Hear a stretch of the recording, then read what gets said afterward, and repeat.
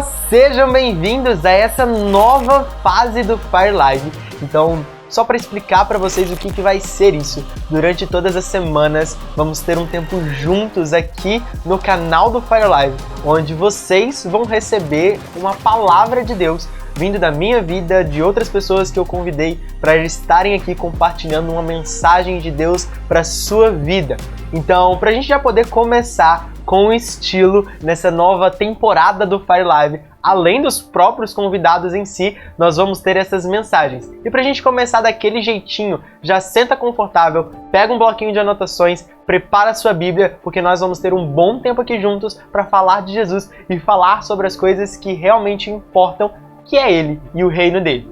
Então, antes da gente começar, eu queria orar pra gente poder iniciar. Queria orar pela sua vida, por você estar aqui. Então, Pai, muito obrigado, Deus, por a vida dessa pessoa que está aqui assistindo essa mensagem. Jesus, eu oro para que o Senhor venha entregar algo para a vida dela, que o Senhor venha falar através de mim e que ela venha receber o discernimento daquilo que o Senhor tem entregado para a vida dela. Eu oro, Pai, para que essas palavras venham como um vento suave sobre os ouvidos dela e ela possa ouvir e entender aquilo que o Senhor tem para anunciar.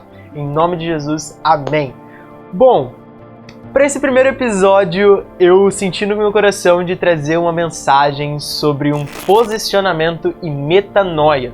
Então a gente vai falar um pouquinho sobre isso hoje. Vocês já viram pelo título, então não é surpresa, mas é sobre isso que nós vamos conversar aqui hoje.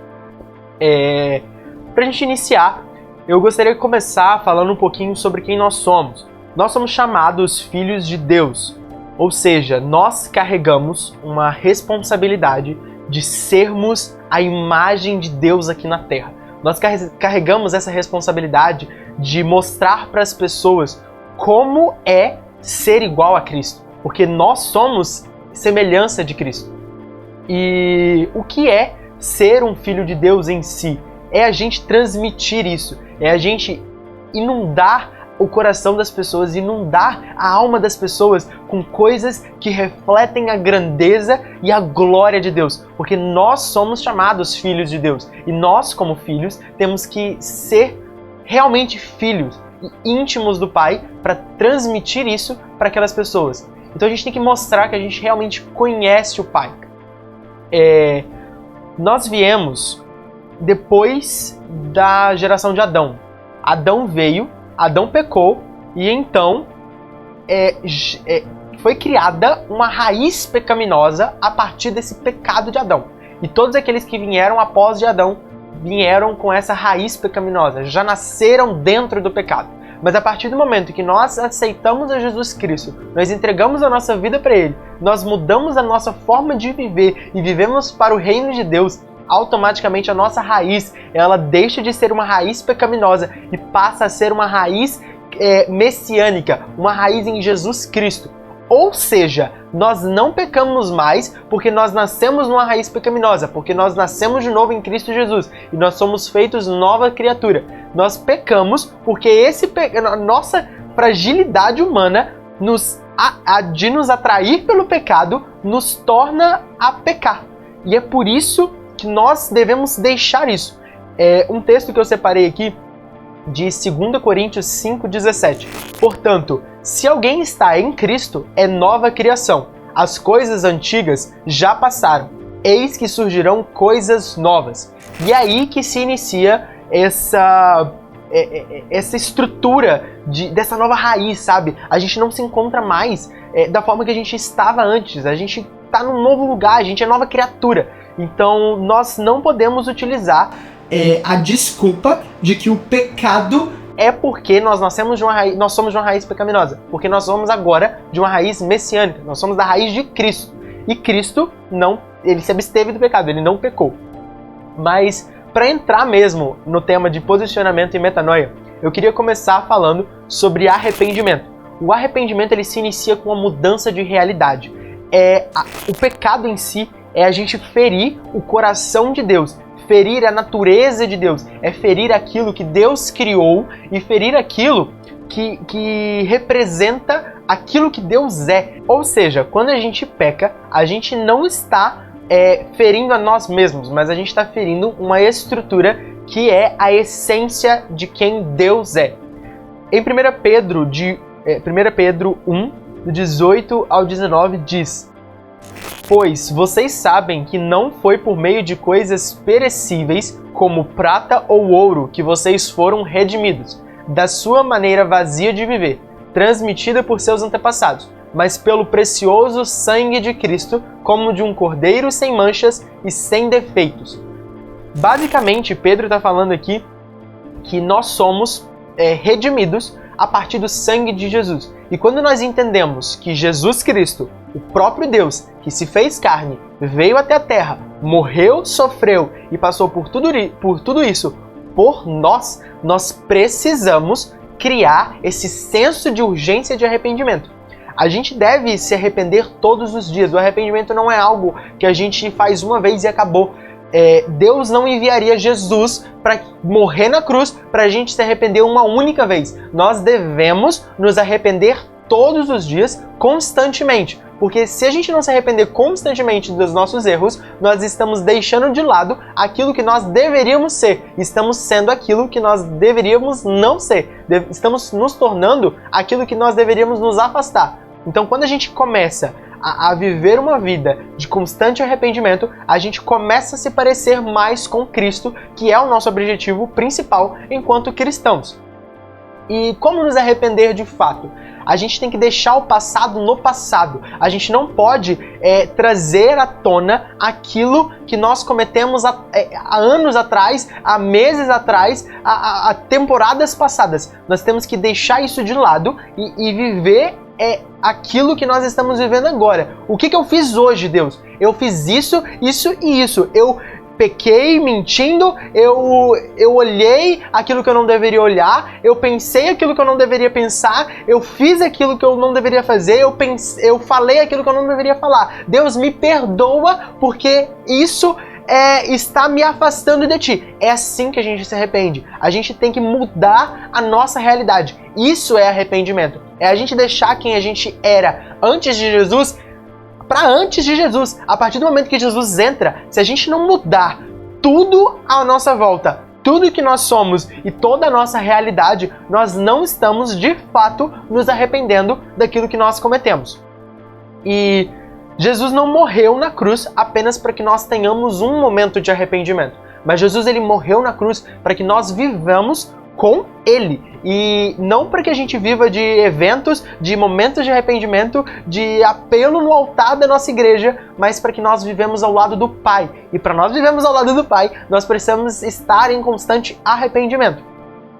E não só nos arrependemos, mas a gente tem que trocar a nossa fonte de alimentação, a nossa fonte de água. Porque quando a gente está cometendo pecados, significa que a nossa mente está sendo nutrida por fontes que nos afastam de Deus. E quando a gente começa a se arrepender e nos posicionarmos no reino de Deus e fazer aquilo que nós deveríamos fazer, a gente precisa trocar a nossa fonte. A gente tem que desligar a fonte velha que nos afasta de Deus, que nos tira desse centro de comunhão com o Pai, mas bebermos da fonte eterna, que é Deus. Tem um versículo que fala que aquele que beber da água, a água normal, essa água aqui, terá sede novamente. Mas aquele que beber da água que Jesus nos der, Jesus falando para a mulher samaritana, aquele que beber da água que eu lhe der, tornar-se-á nele uma fonte a jorrar para a vida eterna. E é assim que nós temos que ser. Nós temos que beber da fonte certa. Não é que a gente não vai beber água normal, a gente vai sim, mas a gente não. A água que eu quero dizer, a fonte que eu quero dizer é algo espiritual. A gente tem que deixar a nossa mente, o nosso corpo, o nosso ser se alimentando apenas de Cristo e deixar as outras alimentações, que podem ser uma série no Netflix, que pode ser um determinado ato, que pode ser uma determinada pessoa, um determinado local. A gente tem que deixar isso de lado para que possamos viver na fonte que é eterna, na fonte que é Jesus. Aqui ao vivo, então tem que ser assim. Fiquei com sede, a gente tem que beber água aqui mesmo, né? E assim funciona. Mas vamos lá. Voltando para a palavra. Quando nós achamos que nós entendemos aquilo que Deus quer para nossa vida, nós estamos limitando o que Ele pode fazer na nossa vida. E isso eu falo a respeito de posicionamento. Deus, ele tem planos pra gente, ele tem propósito pra gente.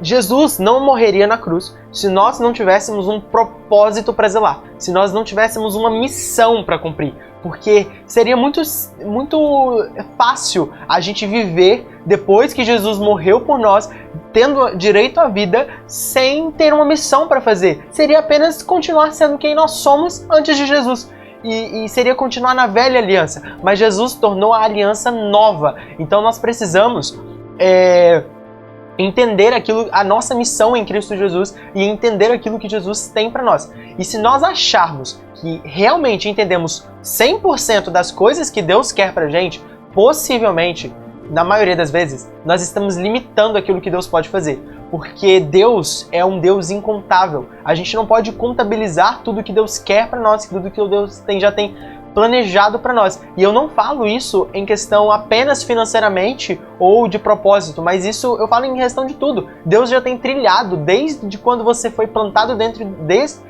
desde quando você foi plantado no ventre da sua mãe até o dia da sua morte. Deus já tem escrito tudo o que você vai fazer e tudo o que Ele quer que você faça. A gente precisa apenas estar atentos para a gente ouvir a voz de Deus e caminhar segundo aquilo que Ele quer para nós. E depois que nós nos arrependemos, nós precisamos nos posicionar com aquele título que recebemos. E eu não falo de título como pastores, missionários, evangelista, intercessor, não falo disso. Eu falo do título que é o maior título de todos, que é maior do que esses títulos humanos que a gente recebe. É o título de Filho de Deus. Nós somos chamados filhos de Deus, herdeiros de Deus, co-herdeiros com Cristo. Então a gente tem que receber esse título e caminhar levando a imagem que é ter esse título, que é ser filho. E quando nós somos filhos, nós somos imagem e semelhança do Pai. E chamados para viver como Cristo viveu nessa terra. E Cristo não viveu nessa terra vivendo uma vida normal, vivendo uma vida simples. Ele viveu de forma sobrenatural. Ele viveu renunciando à sua carne todos os dias. Desde criança, ele renunciava ao pecado, porque Cristo não teve pecado. Ele é 100% homem e 100% Deus. E sendo 100% Deus, ele não tinha pecado. Então o pecado não podia chegar em Cristo.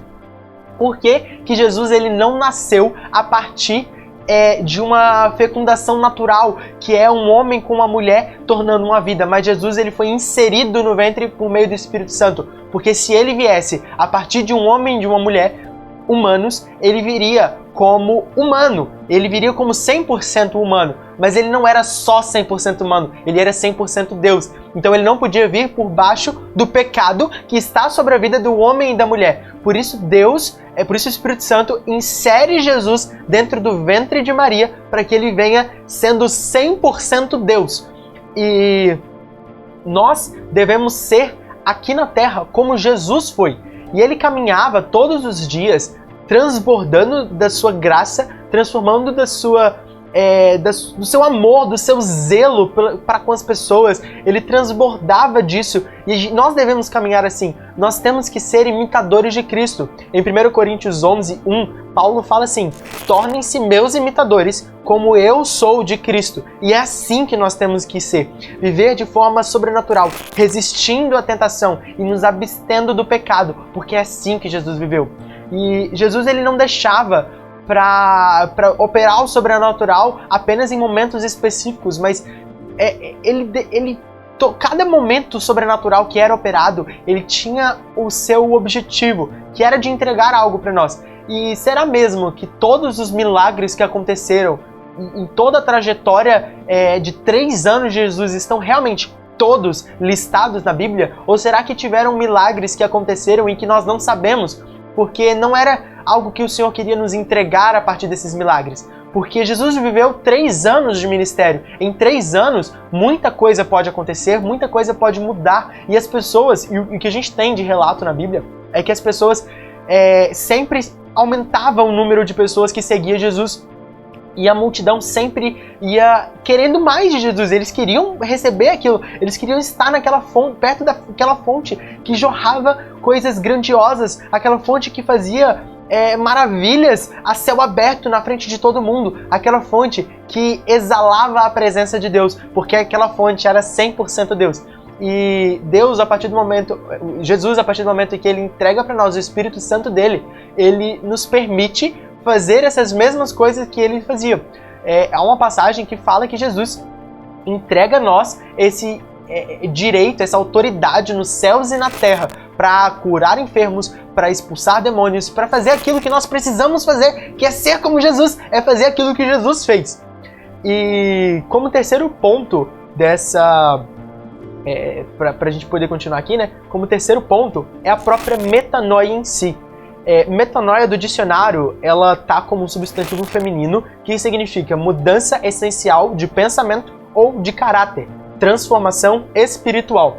Ou seja, metanoia é basicamente a gente mudar a forma que nós pensamos, a forma que nós agimos, a forma de mudar de fato quem nós somos, mudar o nosso caráter, tirar de um caráter humano e terreno para colocar em um caráter que é espiritual e que é celestial.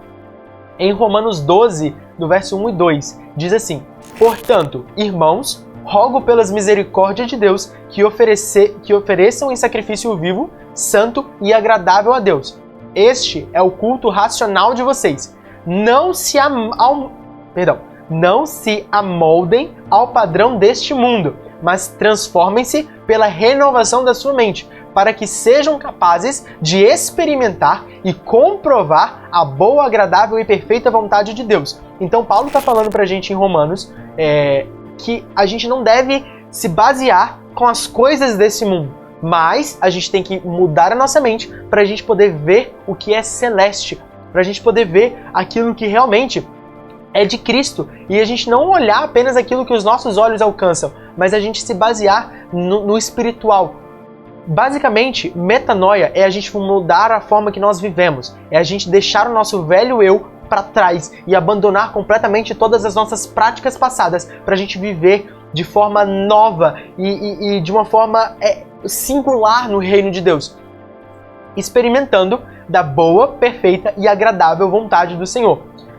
Em João, no Evangelho segundo João, ele traz uma imagem de Jesus que não é necessariamente o que nós queremos, mas ele traz a imagem de Jesus como aquilo que nós precisamos, como aquele que vai mudar a nossa vivência na Terra para transformar o nosso pensamento do que nós queremos, para a gente entender que Jesus não é aquele que faz o que nós queremos quando nós queremos ou quando nós estamos precisando de algo para nós, mas Jesus, ele é um Deus que faz aquilo que nós precisamos para que nós vivamos o reino dele.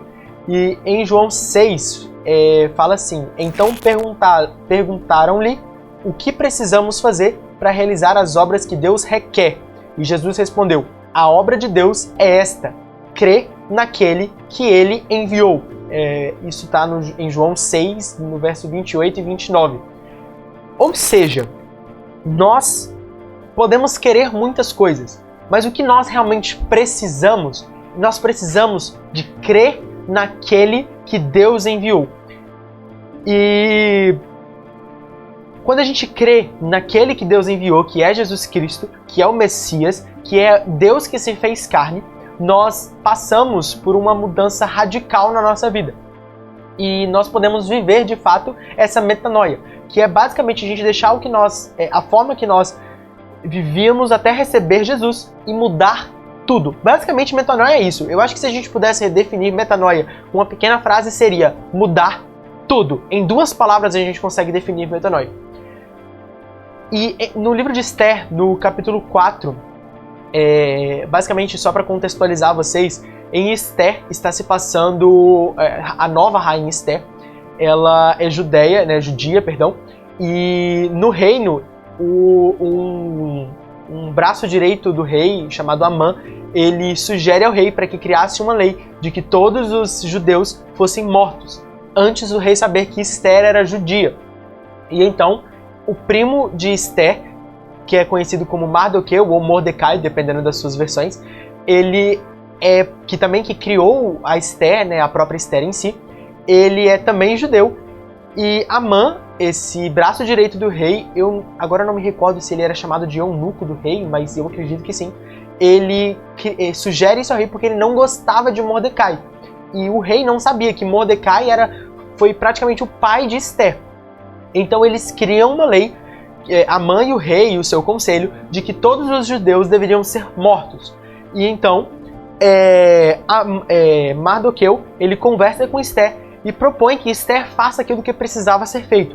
E então Esther diz, no capítulo 4, no verso 16, vá reunir todos os judeus que estão em Suzã e jejuem em meu favor. Não comam nem bebam durante 3 dias e 3 noites. Eu e minhas criadas jejuaremos como vocês. Depois disso, irei ao rei, ainda que seja contra a lei. Se eu tiver que morrer, morrerei.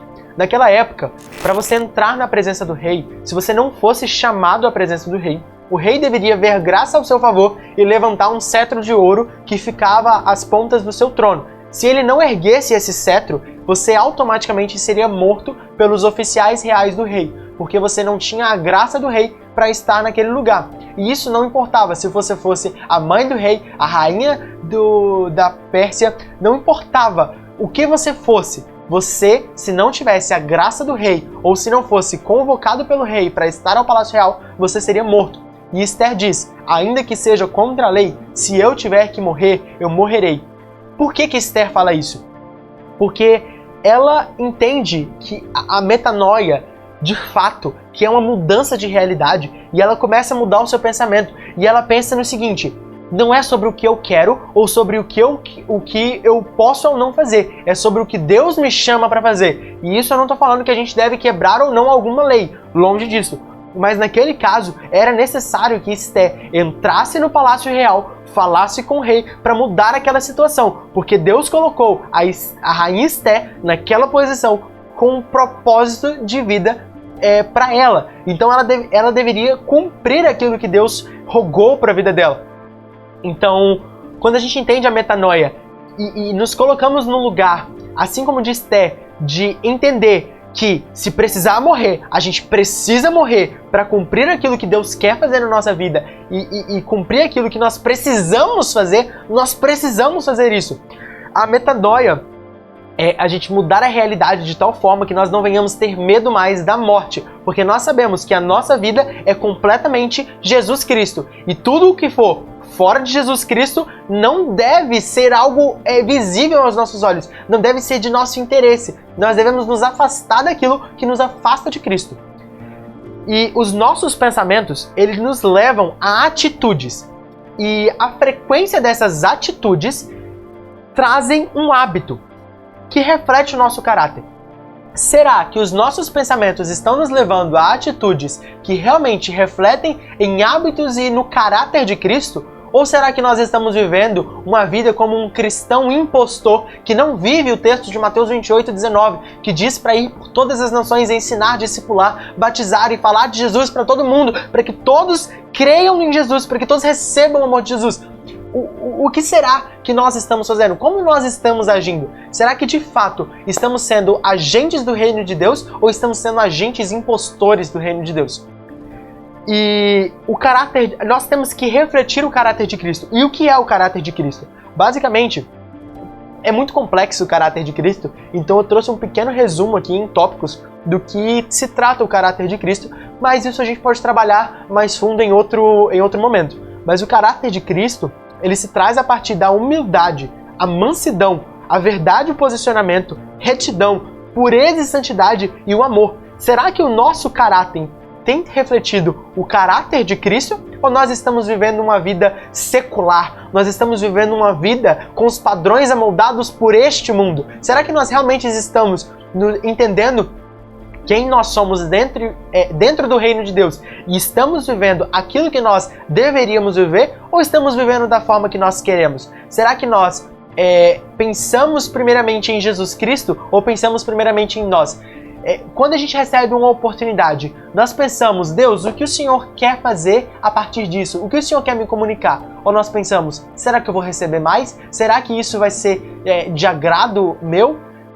O que eu quero deixar é basicamente, nós não devemos nos basear com nós mesmos com o nosso coração, com a nossa carne, com a nossa alma, mas nós temos que ter esse posicionamento no reino de Deus e entender que somos chamados filhos de Deus para viver o reino de Deus nos 4 cantos da terra, levando o amor de Deus, vivendo como Jesus viveu, transformando a nossa mente, nos arrependendo de nossos pecados e fazendo aquilo que precisa ser feito, porque nós somos filhos de Deus, imagem e semelhança do Pai. Sendo imagem e semelhança do Pai, nós precisamos refletir aquilo que o Pai fazia. Basicamente, o que eu quero deixar aqui é essa reflexão. Será que nós estamos vivendo da forma que Deus quer que nós vivamos? Ou nós estamos vivendo de qualquer jeito, de forma largada, de forma a deixar a onda nos levar? Será que nós vamos nadar e vamos morrer na praia? Ou nós vamos chegar em algum lugar no reino de Deus? É basicamente essa reflexão que eu queria deixar aqui hoje. Bom, esse vídeo tá ficando por aqui. Eu queria deixar essa reflexão nos seus corações, que o Espírito Santo possa falar com você e espero que essa mensagem faça algum sentido de alguma forma, que Deus possa trabalhar algo na sua vida a partir disso, assim como Ele tem também trabalhado na minha vida. Essa mensagem, ela não é só para terceiros, mas ela também é para mim. E eu, assim como todo mundo, como todas as mensagens também são para aqueles que estão anunciando. E nós precisamos viver isso que nós anunciamos. Então, é isso que eu queria deixar aqui para vocês. Que vocês possam ter um dia abençoado, que essa mensagem possa reverberar no seu coração e que o Espírito possa continuar falando. E escreva aqui nos comentários aquilo que mais te marcou, mais te impactou nesse momento, aquilo que o Senhor falou ao seu coração. Escreva aqui também o que você estava fazendo enquanto ouvia esse podcast, essa mensagem, né?